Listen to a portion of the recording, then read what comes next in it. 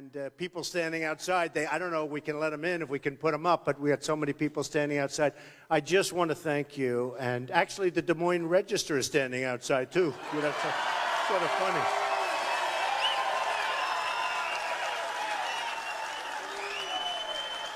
So it was sort of funny. So, you know, it's a super liberal rag, not respected around here. But they come out with an editorial. Mr. Trump, I'm rated #1 now in every poll. Because you know what? People are tired of what's going on. Not because of me. They're tired. And they said, so you're #1 in every poll, and they're saying, you should drop your candidacy. I say, excuse me? I mean, you know, why? But it's such an honor to be here and to discuss some of the things that have taken place over the last week. This has been a big week. First of all, Hillary is now officially under investigation for the emails. Big. That's big. You know, if you look at it, look, I don't think anything's going to happen to her because it's all Democrats that are doing the investigation. I mean, it's the way it is, right? And you look at the prosecutors, they're all Democrats. And they want jobs, and they want to continue onward. And, you know, the Attorney General is a Democrat, right? Oh, that's different. I agree with that. But, so you have all of these people, and it's just a game that goes on in Washington. It's terrible what's going on. And you look at General Petraeus as an example. So he was a general, did a very good job, although, I don't know, you know, that whole thing is such a disaster with what's going on. But he did a good job, and he was a respected guy. And he did much less than Hillary, much less. In terms of information, in terms of importance, in terms of volume. I mean, he gave a little bit. You're talking about years and years and thousands of emails, and they destroyed his life. His life is over. They've destroyed him. He's like a ruined man. I saw him. He's like a ruined man. And with Hillary, she's supposed to be running, and she's favored to win. Not against me, she's not favored, I'll tell you that. But she's favored to win, so. Look, if the prosecutors are honorable, and they may be, if they're fair, if they're just, sadly, bad stuff has to happen because what she did is very criminal and very serious, and it's too bad. It's too bad. And I don't know how a person with that cloud over their head actually can be running for the office of president. You know, you wouldn't think so. So we'll see what happens. It'll be very interesting. And you don't hear that talk from other politicians. It's almost like they have, you know, even these Republican guys that I'm running against, it's like, you're not going to hear that. You know, they protect each other because they say that could be them, that could be this, I got to take it easy, I don't want to. Me, I don't care. I say the truth.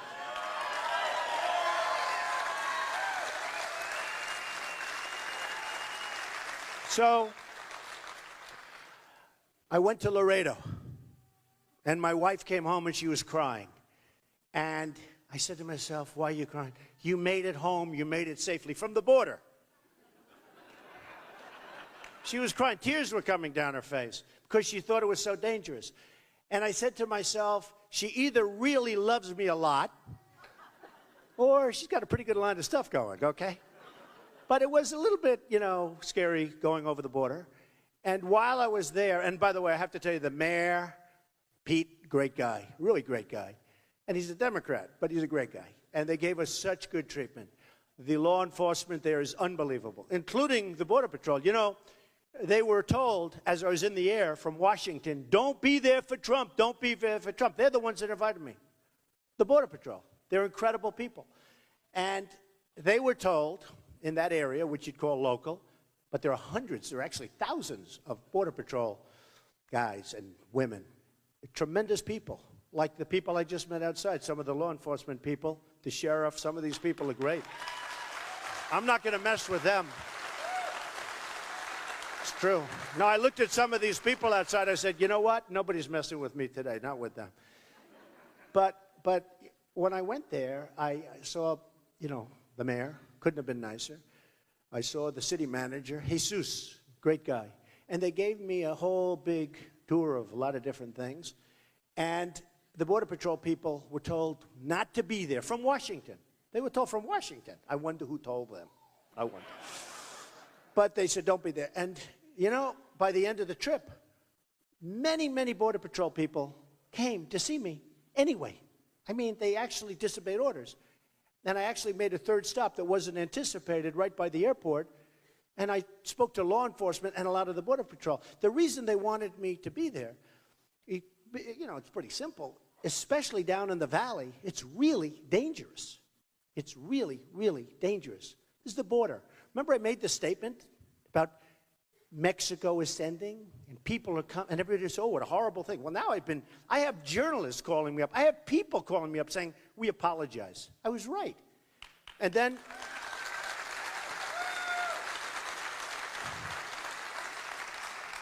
then, of course, you had Kate, beautiful Kate, incredible family, the mother, the father, the brother, Brad. They're incredible people. I spoke to them. And you have these people, and they are living in hell. They lost this incredible person, shot, as you know the story very well, shot by an illegal immigrant that came over. I don't know if he was forced over or he came over 5 times. And then the 5th time was disastrous for a family and for a country, frankly. And Jamil, the football player, young boy, incredible father, Jamil Shaw, who I got to know, unbelievable kid. And he was coming home. He was walking home from the deli, a few minutes away from the house. And his father tells the story. I mean, everybody, even the reporters. I knew some hard veteran reporters, and there's tears coming down their eyes. We had a conference in California a couple of weeks ago with 6 families who lost their children to illegal immigrants. It's a big problem, such a big problem. And nobody wants to talk about it. Such a big problem. In the case of Jamil, applying to Stanford, excellent player, good student, incredible parents and father, who I got to know the father really well. And he was 5 minutes away, and this guy just walks up to him and shoots him. And after he's down, he takes a gun and shoots him again. And he didn't do anything. In fact, he called his father. He calls his father affectionately, like my kids. He said, old man, he used to call him old man, I'll be home in about 4 minutes. And right after that, a minute later, the father heard a shot. And he said, oh, no, that can't be. And his son was laying there, shot by an animal that shouldn't have been in this country. And people coming across the border are coming from many places, not just Mexico. I mean, they're coming from many places. And, you know, they tried to put a Mexico thing. I love the Mexican people. I have thousands of people over the years, thousands of people from Mexico, from all over, Hispanics that work for me. They're incredible people. They work hard. They're great people. And Mexico is a country I respect. And I've said this. The problem is that their leaders are too smart, too cunning. They're just better. They negotiate better. They're tougher. They're much smarter than our leaders. Our leaders are dummies. They don't know what's happening. It's true. No, they're incompetent. They're incompetent.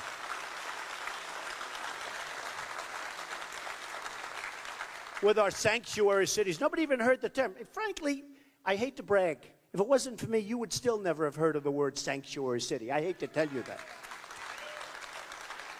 And, you know, things that we never even heard about. And what's happening is there's a movement going on, folks. You know, there's a movement going on, and it's a very strong movement. We want to take back this country. We have to take it back. We have to take it back. And actually, one of the very big reporters called me and actually used the word movement. Because it is, you know, they just came out, The Economist just came, very highly respected business magazine, very respected poll. And they just came out, and I think I'm at 28, and Walker is at 14. And we'll talk about Walker in a second, because that's a whole big story. But Walker's at 14. I think Bush is at 13. 28. They're saying, what's going on? It's a movement. I'm telling you. So when I was in Laredo, I met some incredible people. And, you know, I'm watching thousands and thousands of trucks and buses and cars. Basically, it's a gateway into Mexico. And I asked people that were there, experts, because they were giving me like a whole big charrette. And I asked some of the people, I said, so let me guess, because I'm looking at these cars just flowing and trucks flowing into Mexico. And again, I respect Mexico for this. I like Mexico for this. I just wish our leaders were the same. I'm not knocking them. I don't knock China because they outsmart our country. We rebuilt China with the money they drained out of our country. We rebuilt it. That doesn't mean the largest bank in the world is my tenant. How could I dislike China? They pay me a lot of money. It's true. Chinese bank, the biggest, so much bigger. I said, how does it compare to Citibank? That is like small subsidiary. That's what they told me, small subsidiary. No, I have the largest bank in the world. I sell millions and millions of dollars. I mean, when I sell a condo for $25 million to a man from China, for $45 million, for $30 million, for $10 million, for $5 million, to China, am I going to dislike them? I love them. But their leaders are much smarter than our leaders. Same thing with Mexico, where they're making a fortune. And I respect that. So people said, I don't like Mexico. I love Mexico. I just want our country to be well represented. Free trade is a good thing, but the one problem with free trade is you have to have really smart leaders, and you have to have great negotiators, because we're being killed. We're being killed in negotiation. So while I was at Laredo, I noticed something very unusual. I saw, number one, I saw the traffic was so massive. And they were so nice to me, they stopped the traffic while I'm there. I said, do me a favor, let those poor people go. They said, no, we want to stop. Let them go. They go into Mexico to spend money. But here's what happened. So while we're there, you probably read it. It was in Drudge, who's great, by the way. Drudge is amazing. But the story in Drudge, and big story, it's all over the place now. Guys swimming across, and big bags of stuff, drugs, swimming across the river, right? Swimming right across. And they put the drugs, and actually the camera crew or the reporters were petrified because they thought they were going to be killed because they're showing this on camera. The guy's carrying bags of stuff. It was drugs. And then ABC, the big one, I always call it ABC at 6:30, but the big one. And they have their cameras they're setting up, and two guys go running by him, and there are two other people running behind him trying to catch him from the border. This is the good part of the border. Because as they say, the valley is much, the valley that's trouble. And I saw something that was amazing. I said, so let me see. The drugs come through, and what goes back? Cash. Oh, so Mexico has the best of all worlds. Again, out of respect. The drugs come through, and the cash goes back to Mexico. So we get the worst of two ends. We lose our cash, and we have drugs all over the country. How stupid are we? How stupid? Now think of it. How stupid?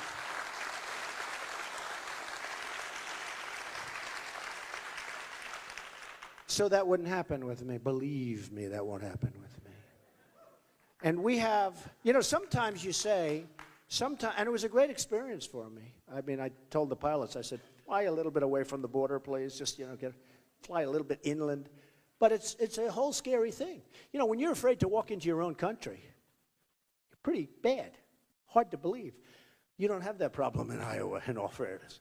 But it's pretty rough out there. But think of it. So the drugs come in. We get the drugs, bad stuff. The cash goes out. Bad. So we get it by. So it's got to be straightened out. We need a border. It's got to be strong.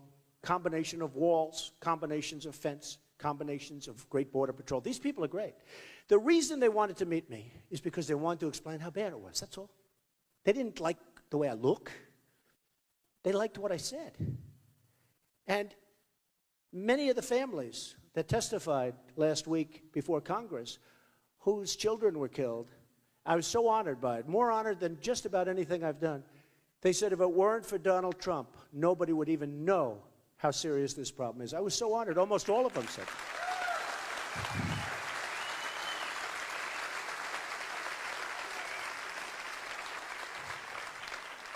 So we need borders. We have to stop illegal immigration. And by the way, immigration's a great thing. Legal immigration. It's a great thing. And maybe we should speed up the process. We should definitely speed up the process. And we should take people in that are great people.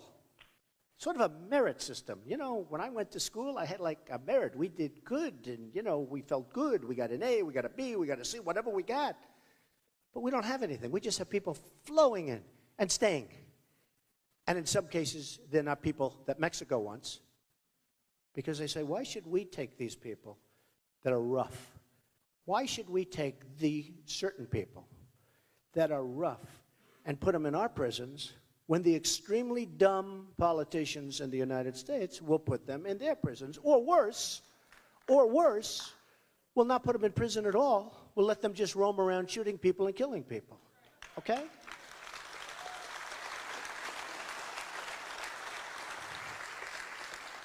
So then we have another thing happened this week, the Iran deal. Okay? You know, I sometimes start speeches by saying, we don't win anymore in this country. We don't win. When was the last time we won? We don't win. When did we beat China in a trade deal? We don't win. When did we beat Japan? I mean, Japan sends us millions of cars. I was in Los Angeles last week. I looked at some of these boats. They're the biggest boats. I've been around. I've seen boats. They're the biggest boats I've ever seen. They're sending us millions of cars. We send them, in all due respect, wheat. Okay? Not a good trade. I love wheat. It's wonderful. But I'd rather be sending the cars than the wheat. Does that make sense to you folks? We send them cattle, and in many cases, as you know, you've been reading, they won't take our cattle because the farmers don't want it. They're always fighting to get it in. And yet they drop millions and millions of cars. So I heard that the stat is about, let's say we're 100% over here, and we're under 20% over here. So we're sending 19, 20%. And not as profitable stuff, because it's very perishable. So we're very expensive to transport. Whereas a car, you put it on the boat, and it goes, right? So we're sending them very perishable stuff here. That's 20%. They're sending us automobiles that we have up to our gills. So that's over here, right? And I said to myself, so easy. All you have to do is say, hey, look, you won't take our cattle, you won't take our wheat, you won't take anything. You don't want it because you say the farmers don't want it. That's okay, I understand that. But maybe we'll cut your cars down to the same 20% so we have a balance, okay? That's all you have to do. No, it's all you have to do.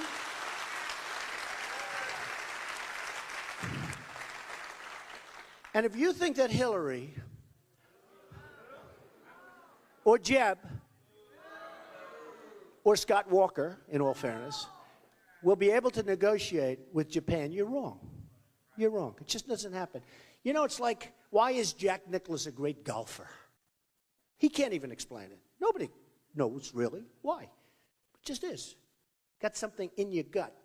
Why are the great baseball players great? Why do they hit? They asked Babe Ruth. He had more home runs one year than the entire league. It's pretty good, right? And people would go up to Babe Ruth and they'd say, Babe, how do you hit the long ball? And he'd say, I don't know, man. I just swing at it. It's called talent. Talent. Well, you know, a business person, a good one, like me, but a good one, and some of the people in the audience, by the way, and you know what I'm talking about.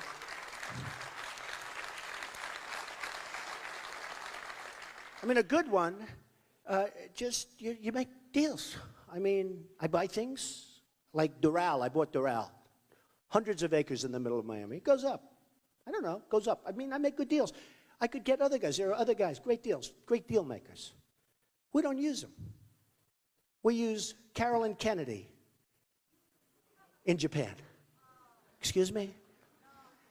She couldn't even believe she got the job. They said, would you like the job? She said, really? But she has to be good. My daughter, Ivanka, likes her, so I think she's a nice person. When Ivanka likes her, do you ever hear of Ivanka? So, but we want people, and I tell it all the time. I know people, the greatest negotiators in the world. I know them. I know the good ones. I know the bad ones. I know the overrated ones. I know people that you've never heard of that are better than all of them. That's what we need negotiating for us. Now, some of these people are horrible human beings. You wouldn't have them to dinner. They're vicious, they're crude, they're unhappy. They treat everybody badly. Who cares? I want them negotiating against China, if you don't mind.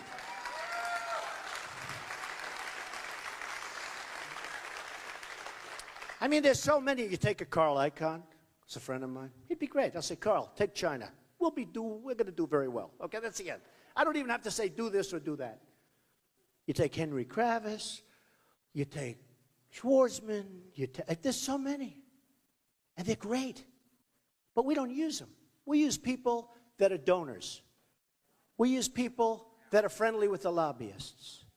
And it's a big problem. For instance, I read where Jeb Bush raised over $100 million. Now, if you think that those people giving him all that money aren't getting a lot, you're wrong. And not always in favor of the United States. You have China, you have countries that have lobbyists. You actually have countries that have lobbyists so they can make good deals. That's why everybody makes good deals. And here's the beauty of me. I couldn't care less. I hire the lobby. I know these guys. No, I mean, I know them. I know the lobbyists. I have them when I need something. Sometimes if I don't know it myself, I give to everyone. When I was a businessman, I get a lot of criticism. Oh, but you gave to the Democrats. Who cares? I was a businessman. I give to everybody. A U.S. Senator calls me. Congratulations. I'd like to be totally idealistic, and I largely am. But the system we have is broken.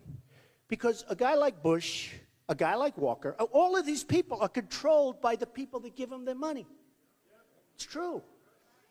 When I give money, I don't know if I need anything, but 2 years later I'll call a guy. Yes, Mr. Trump, what can I do? Well, I'm having a problem with this or that, but we'll take care of it. I built a great business. I built it very legally, legitimately, but our system is broken. We can't have that.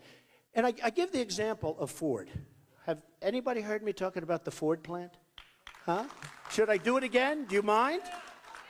I just give, because it's such a great example. So Mexico's done a fantastic job from an economic development standpoint. Not only with the trucks going back, I'm talking big. It's becoming the car capital of the world. They're doing an amazing job because their people are very smart. Their leaders are very smart. And Ford announced that they're going to move a lot of their workers out of this country, but in particular, they're going to build one plant, $2.5 billion. You ever see? Hey, in Iowa, $2.5 billion, that would build a plant bigger than any field you have. Is that right? $2.5 billion. I said, wait a minute, you mean $2.5 million, right? They said, no, $2.5 billion. Okay, it is, $2.5 billion. So they're going to build this plant to make cars. And these cars are going to be sold all over, but they're going to come into the United States. No tax, no nothing. What means you're going to close up in Michigan, you're going to close up another place, you're going to build this massive plant.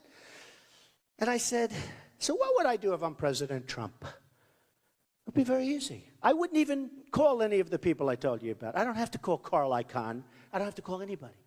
I can do this so easy. It's too easy. I'd do it with a phone call. I'd call the head of Ford. And I'd say, congratulations on the new plant you're building in Mexico. I think it's a wonderful thing. Congratulations. I say, thank you very much, Mr. President. Let me give you the bad news. Every single car and truck and part that comes into the United States, we're going to tax you 35%. Okay?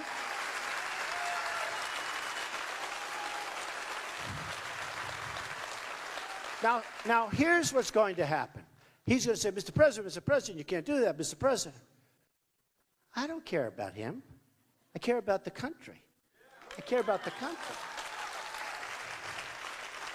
So he's going to say, you can't do this. You just can't do this. It's too late. We saw it. It's okay. Good luck. Build your plant. I don't care, but you're not going to rip off this country. You're just not going to do it.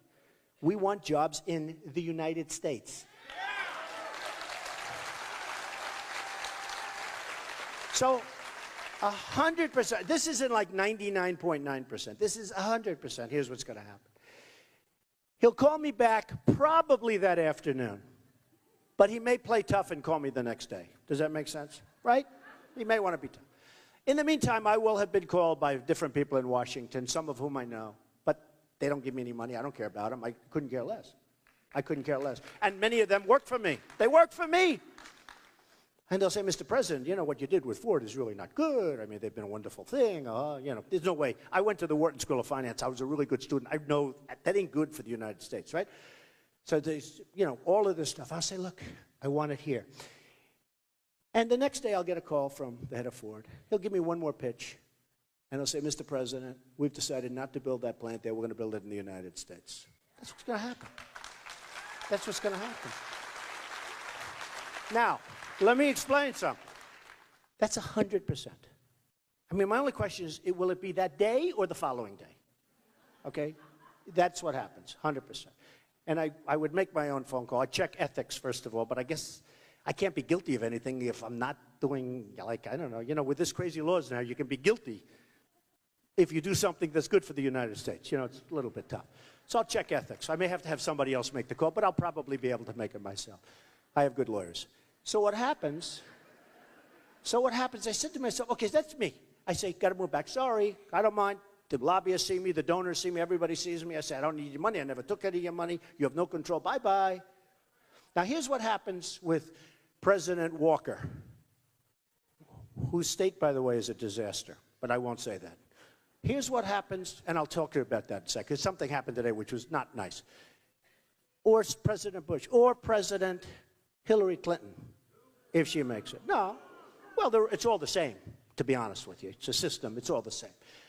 So they may be, I mean, these aren't stupid people.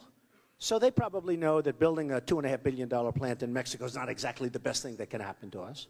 So they may even say, let's stop that. They will be bombarded by their lobbyists that donated a lot of money to them. Again, Jeb raised $107 million so far. Okay? They're not putting that money up because it's like a wonderful charity. Although it is a charity, but not for this country, for other countries. They're putting that money. So their lobbyists, their special interests, and their donors will start calling President Bush, President Clinton, President Walker, pretty much whoever is president, other than me. And they'll say, you have to do it. They gave you $1 million to your campaign, and this one gave you $5 million, and this one, you have to do it. You know what he's going to say? Okay, I'll do it. And the plant will be built in Mexico, and we just launched lots of plants all over our country. Okay? That's what's going to happen. And folks, this isn't like maybe. It's 100%. This is 100%. And then the same thing happens in China. Japan is back. You know, they have a really good leader, smart, cutting the hell out of the yen, making it impossible for us to compete. People are ordering Komatsu tractors now instead of Caterpillar tractors. Japan is back, big league, big league. You people know, you are in the farm business, you know what I'm talking about. They're big league ordering stuff made in Japan because they've so cut their currency, they've devalued their currency so quickly. Now, China is an A student on currency devaluation. In the history of the world, there's nobody that plays with currency better than China. And Obama has no clue. Honestly, I don't think he has a clue. I don't think in fact, in that stupid trade bill, they didn't even talk about currency devaluation. And they called me up and they wanted to know if I'd get support, if I would support. I said, well, their number one economic power is devaluation. What do you say about it? Nothing. We don't talk. That's their power. It's not publicity. Their power is exactly that. It's currency devaluation, and they're genius at it, and we're not. And by the way, our dollar's going up. You know, it sounds good. Our dollar's going up. Sounds good. Strong dollar. Except for one problem, you're not going to have any business. That's the problem. Somebody like Obama hears, oh, it's a strong dollar. Oh, that's great. Except we lose all our business. It's great for me. I can buy property all over Europe. I can buy it so cheap. I bought Doonbeg in Ireland. I'm in Scotland. I'm all over the place. I bought the Great Turnberry. They're having the Women's British Open at my place. Turnberry, one of the great resorts of the world, one of the great golf courses of the world. I bought it. I bought it. And you know what? Here's the problem. Next week, we have the Women's British Open, one of the greatest majors in the world. I don't even know if I'm going to be there. Do you think I'm going to be allowed to take 2 days off and just go for 2 days and see, should I or not? Or should I stay? No. I know. My people say, oh, can you stay here and make more speeches? I said, can't I just go see for 2 days? 2 out of 4 days. I mean, you know. So anyway, but it's at Turnberry. But, you know, you can buy over there because the dollar and what's happening with all of the other currencies. And let me tell you, I mean, there are certain good things about a strong dollar, but mostly it's going to suck us dry. It's going to be a real problem. And you can see it, and I know you people are seeing it. You're seeing it big league in this world, in this business. So we go and we have people, and we can make our country so strong through negotiation. And you know, the Chinese have a lot of respect for me. I made a lot of money. I own a big chunk of the Bank of America building in San Francisco. Nobody knows that. Nobody knows what I own. You know, I have these guys, maybe he's not worth $10 billion. I think he's only worth $7. I'm actually worth more than 10, but you know, remember they said he'll never file? They said he'll never run. These guys are arrogant. You know, they call them the walking heads. You know, the political pundits. They're arrogant people. They're terrible. And you know, the ones that hit me the hardest are the conservative ones. The liberals like me better than it's the craziest thing. And I have nothing liberal going about me. I think they like my style better. You know, it's funny. But the walking heads. So they say, he'll never run. Ever, never. You know, with such confidence. Then I announce I'm running. They say, oh, well, he'll never sign his paper. You know, it's a single page which sort of says, you know, you're putting up your life. Big thing to sign. They'll never sign his FEC paper. I signed the paper. That's it. They say, huh, well, putting yourself on the line. Hi, folks. I feel guilty with these folks. How's my hair look back there? You know, it is my hair. I take more abuse. I had a story recently. It was so good. They say he's a financial genius, but he said he wears the worst hairpiece I've ever seen. I'm saying I can't even give the story to anybody, and it's not true. Anyway, so they said he'll never, ever in a million years sign his paper. I signed the paper. Then they say, oh, but he'll never put in his financials. So I have these accounts. I paid a lot of money. I have these accountants all over the place because I think it's 98 pages or something. It's the largest one ever filed. It's the largest numbers ever filed. And I put that in. They don't know what to say. They don't know what to do. They have no idea what to do. And they thought I wouldn't file because they said, well, he's probably not as rich as people think. But then it turned out I was much richer. Now they don't know what, they're really screwed up. Much richer. In fact, I'm so proud. I'm unlike Mitt Romney. You know, he ran from it. And his numbers were peanuts in all fairness. And I was very disappointed because he choked. I mean, I don't know, something happened to him that last month and a half. I don't want his endorsement, believe me. I will get it. But he choked. That last month and a half, he was a disaster. I said to him, Mitt, why aren't you on television? Obama, say what you want about Obama. He was on Jay Leno. He was on David Letterman. He was all over the place. I said, where are you? And he wasn't there. So he choked. You know, like an athlete. Sometimes they choke. And that's bad. But I put the numbers in. I put the papers in. And then I go, and now people think I'm running. Because, you know, nobody thought I was running. Because they listened to these people. So now people say he's running. And then the polls start coming out. Because, you know, when I'm not running, it's different. Let me ask you a question. You, because you look so friendly. Stand up for a second. Before you, with the glasses, handsome guy, stand up. Before you thought I was running, you wouldn't give me a poll because you say, hey, Trump's great, I love Trump and all that stuff, but he's not going to run, I'm not going to wait, right? But after I run, it's a different story. Now you like Trump. Is that right? You better believe it. See, I picked the right guy. Thank you. Thank you. See, that's a very dangerous thing to do because it could be he's not a Trump fan and then the whole day is over, right? Thank you. That was great. So the polls now are coming out. And I'm just killing everybody. I'm even, like, surprised. And a lot of people are surprised. And the biggest people are calling me saying this is a movement, as we said. And it's just a great feeling. And the feeling is, and then they say, oh, here's the new one. Well, he's having a good time. He's having a good time. If you think this, I mean, I love you people. I love Iowa. But it's hot as hell in this room. I'm sweating like a dog.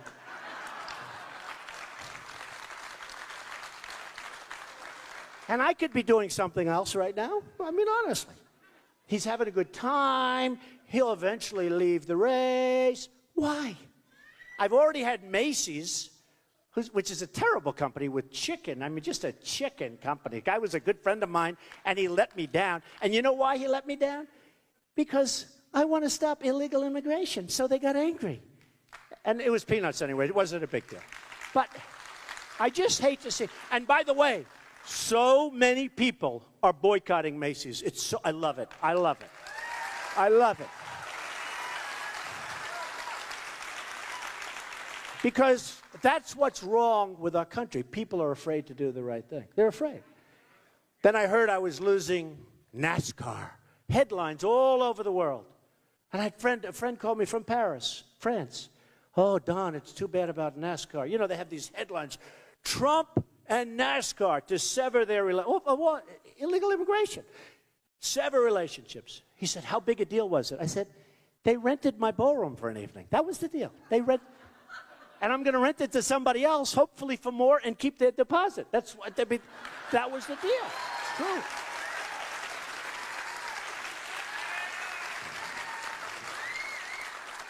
Then the next day, headlines all over the world. You saw it. ESPN to sever ties with Trump. I get calls from my friends. Oh, Donald, so bad. You're taking such a beating. You're taking such a terrible beating. And you know what that was? That was a golf outing in Los Angeles on a wonderful course along the ocean that's fantastic. So now they're going to a third-rate course and they're not very happy. And by the way, they all say, don't worry, Donald, we'll be back next year. Okay? That's the way life works.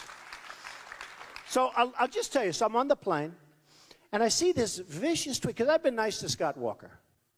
And, he's a nice guy. He came up to my office like 3-4 months ago, presented me with a plaque, because I helped him with his election. I liked that he was fighting. At least I didn't know what the hell he was doing, but he was fighting, and I like a fighter. Does that make sense? So I've been very nice to him, but he brings me this beautiful plaque. I don't know who pays for it. Does he pay for that, or does Wisconsin pay for it? I don't know. But it's beautiful. And I'm being very nice to him. And then today I read this horrible statement from his fundraiser about Trump. I said, oh, finally I can attack.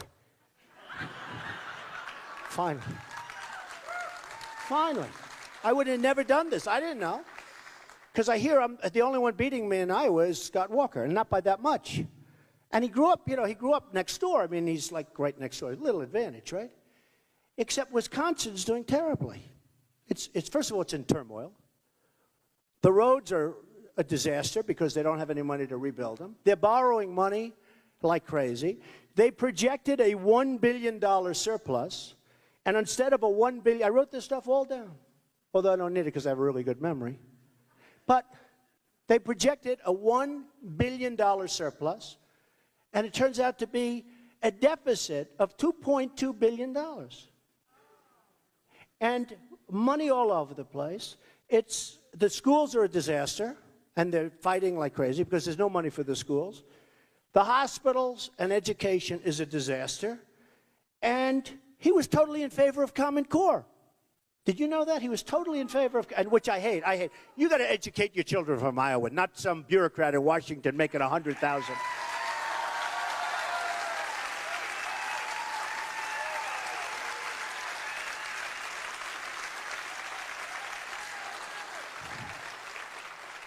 I mean, there's something that to me I don't get. I mean, Bush is totally in favor of Common Core. Now, with Bush, I'll give him one thing. He stuck with it. In a way, I'd rather have him stick with it. Because he stuck with it. He's still in favor. Scott Walker changed when he saw he was getting creamed. So he changed. So now he's not in favor. But he was strongly in favor of Common Core. And their interest, they borrowed so much money that a big portion of their budget now is paying for it. So what he's doing is kicking it down the road. And he's the only guy that's ahead of me, and I can't believe I'm in second place. I'm in second place to Iowa, but he is next door. But folks, will you please put me in first place so I feel better?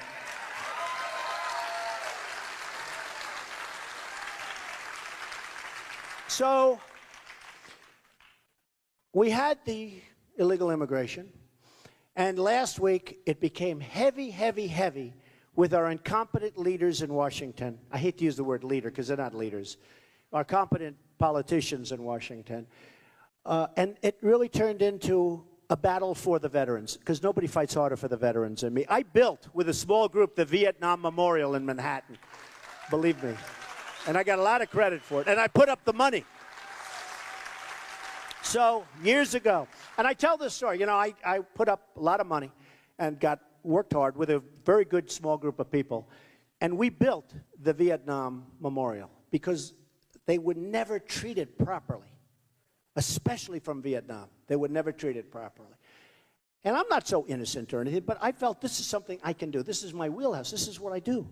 I'm good at that. I'm good at money, and I'm good at building things, right? Does that make sense? I might not be a great soldier. I don't know. Maybe I would. Maybe I wouldn't. But I'll tell you, I am good at this. And we built this gorgeous, and I've done many things like that. Woolman skating rink in Central Park, so many different things.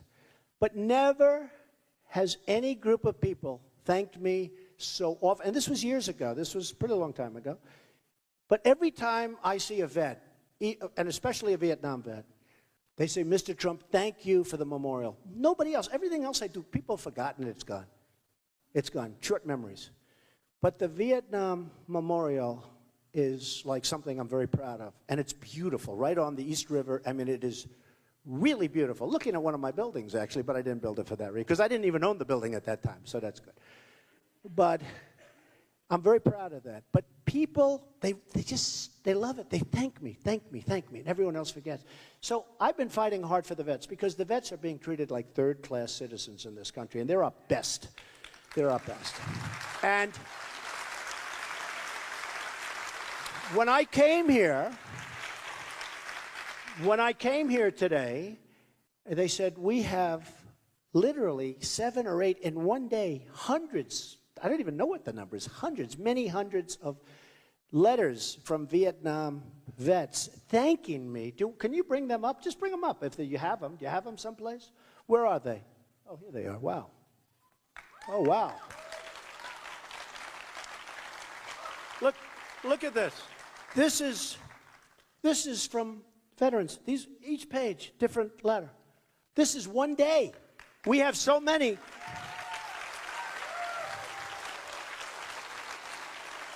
And each one, it's amazing. Each one is a separate page. Each one of these letters, this is one day. This took place over the last 2 weeks. I've been fighting like hell. And each one of these is a story about what a disaster the Veterans Administration is. It is the most corrupt group of people in all of Washington. And the politicians in Washington are dishonest and or incompetent. But there is nothing like worse that happens to our vets. And I mean, I could show you back, because back in the office, we actually have now offices in Iowa. We have a great group of people, great group. Chuck is here someplace, and Steph, and we have great people. But you know, they said that back in the office, you can multiply this times 10. By times 10. This is less than a day. So, and these are letters of horrible stories and horrible complaints. The waiting list as of last Wednesday was longer than a waiting list has ever been in the history of the VA. The waiting list to see a doctor. Okay? I mean, who can do better than Trump? I fix things. I get things to work. I manage.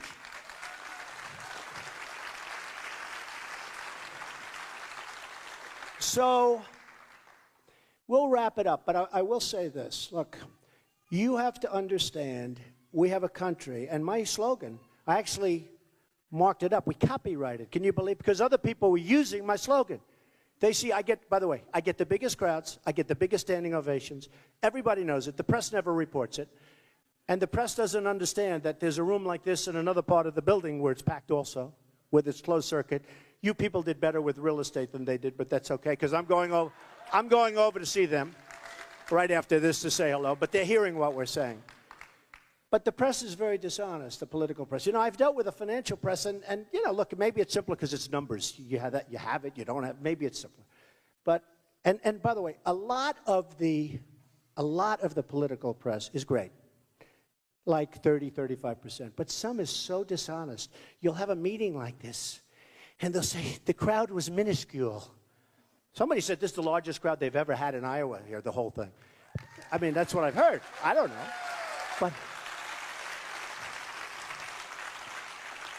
they'll say, Mr. Trump spoke in front of a crowd. You know, record crowds, Mr. Trump spoke in front of a crowd. They're so dishonest. It's so terrible. And, you know, one of the things I say is that I have an expression I use a lot in speeches. The American dream is dead, but I'm going to make it bigger and better and stronger than ever before, okay? I mean, I say that.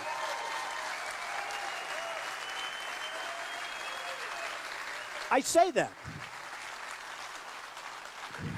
And I say it a lot. The American dream is dead, and I'm going to make it bigger and better and stronger than ever before. So I go home, I see my wife. And, you know, all my speeches are live. It's like live on CNN, live on Fox. It's live. How would you like to do this? You're always live on television. And if you make one little mistake, they'll say, oh, it's terrible. I'm on live. Everyone else, they don't even have cameras. You know, the other candidates, they come, there's no cameras. With me, I'm on live. My wife called up, darling, you're live all over the world. I say, oh, that's great. That makes me feel great. But you know what? I could do without it. I could do without it. So I say that. The American dream is dead, going to make it bigger, better. Okay. So she said, darling, that was terrible what you said today. What? You said the American dream is dead. I said, no, but I'm going to make it. No, you didn't say that. You should have said that. So I say, turn it on. You know, the TiVo stuff, right? I say, turn it on. Let me see. And it has me, the American dream is dead. Click, end, next subject. And I go, whoa. That's bad, right? No, I go like, man, that's terrible. She was upset with me. She said, why didn't you say it properly? I said, I did. So they have the American, because you know how bad a statement that is? So the people in the room loved it. But the people on television didn't get to hear it. But make America great again. So I actually copyrighted it because I'm using that a lot. And I think it's a great statement. I think it's a great statement.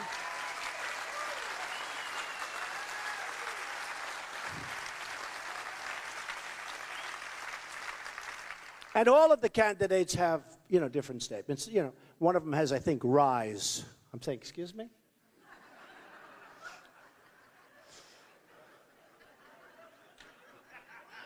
Whose is that? Whose is rise? They have rise. Whose is that?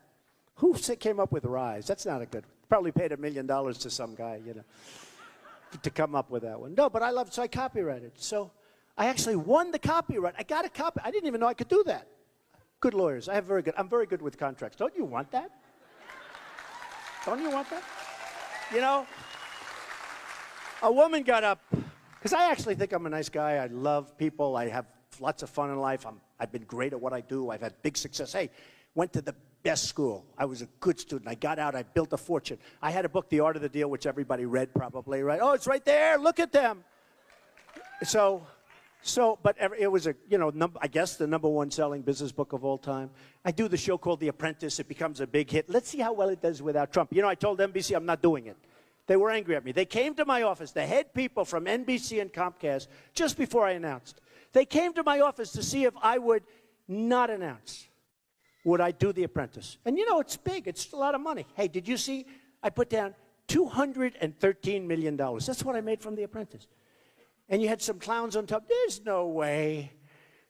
And then I said, I'll tell you what, I'll bet a year's salary, your salary, not my salary, because if they made a mistake, I would. If you're right, I'll pay you a year's salary. If you're wrong, we'll split it. You'll do it the other way, right? So then they found out I was right. I'm right. So 230. So when I do, you know, when I say I'm not doing it, Mark Burnett called me. Good guy. He did The Apprentice, Survivor, you know. He said, Donald, you're turning down an extension. Nobody turned. Let me tell you, what I'm giving up, not only there, but what I'm giving up in deals that I'm not doing, it's, you know, somebody said, oh, how much will the campaign cost? That's peanuts compared to what I'm giving up. That's peanuts. The campaign is my smallest cost. I'm doing it to make America great again. That's all.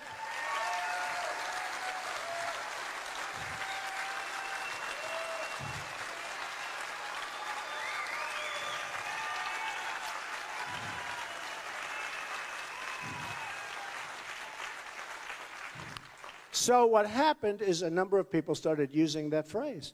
And we actually, can you believe this? I sent them legal letters. You know, they were saying, but they don't say it like I do. They say, we'll make America great again. Everyone says, just another politician. It's not going to happen. We will make deals that are so good with foreign countries. Remember this. We're being drained. We're being fleeced. We're being fleeced. The Iran deal, 24 days to go in. Think of that. You know, it's funny thing. I love the idea of a nuclear deal, but we got to do it from strength. We should have put the sanctions on double and triple and made the real deal, not have a guy like Gary. Not had a guy like Kerry. I mean, I watched him on television the other day. I said, is he bright? Is he bright? He's trying to justify 24 days. So first, before you get to the 24 days, it's a long process, okay? You say, we're going to do it. They're going to fight you. They this. Probably take who knows how long it takes. Then when it starts, by that time, they can move whatever they want. They're going, oh, there are no missiles here. 6 months later, oh, no, this is lovely. Oh. They're so honorable. The Iranians, these are great people. And they're smart. They're great negotiators. The Persians are great negotiators. But there are two things. We could talk about the accelerators. We could talk about the fuel. We could talk about a lot of people. I had an uncle who was great up at MIT, Dr. John Trump, really smart guy. He said, what you can do with this stuff. So they have all this period of time, But there are two things that you cannot ever justify. One is 24 days, and remember this, it's much longer, because before that time limit starts a whole process. So one is 24 days, can't be sold. Nobody can sell it. Why isn't it like immediate? They say anywhere, any place, etc., anytime. But why isn't it immediate, right? Why isn't it immediate? So you can't sell that. I'll tell you what the other thing you can't sell, hostages. We got 4 people over there.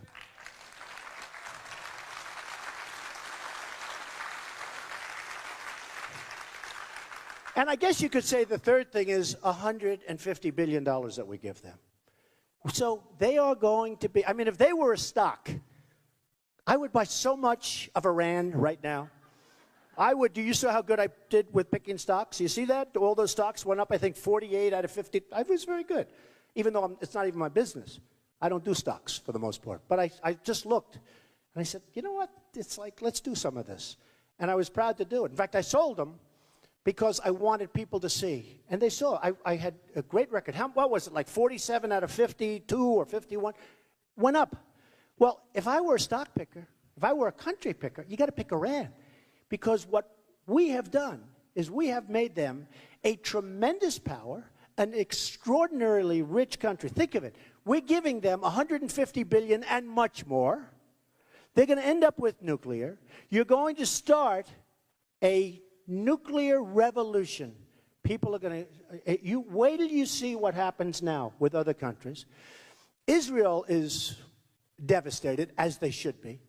Israel has been hurt. I don't get it. I have friends of mine that are Jewish that contribute to Obama. And I say, and smart people, I say, what are you doing? What are you doing? It doesn't make sense. I don't understand it.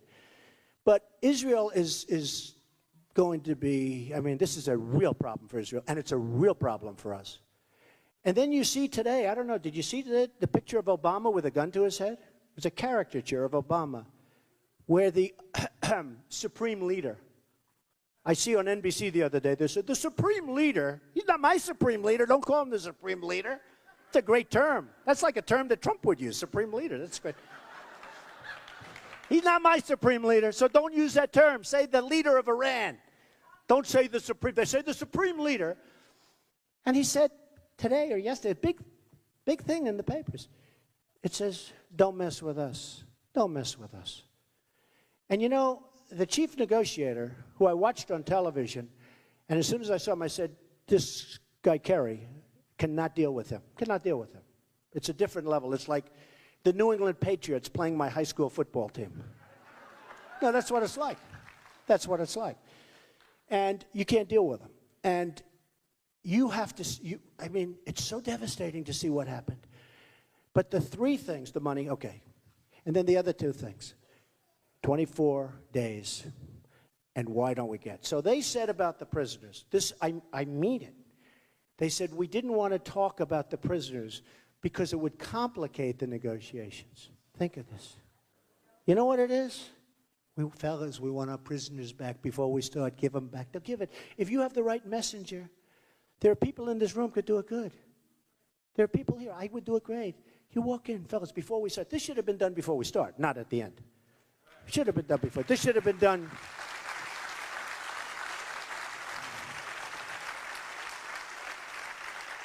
I call it the world's longest negotiation, okay? Just went on forever. And we just kept giving up. We'd say, we'd like this. No. Oh, how about this? No. We have nothing.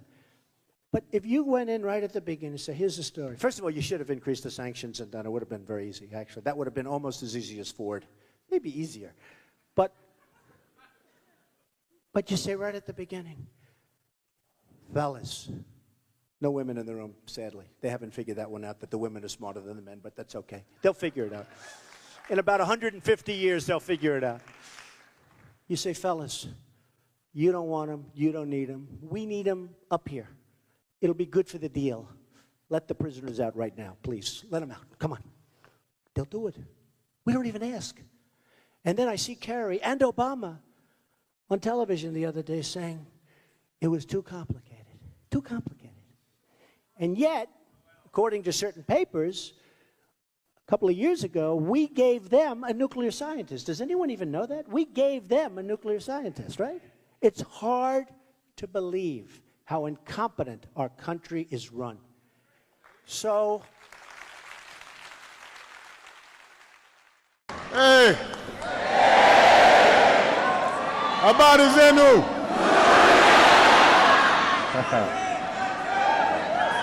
Wa Kenya, impio. It is great to be back in Kenya. Thank you so much for this extraordinary welcome.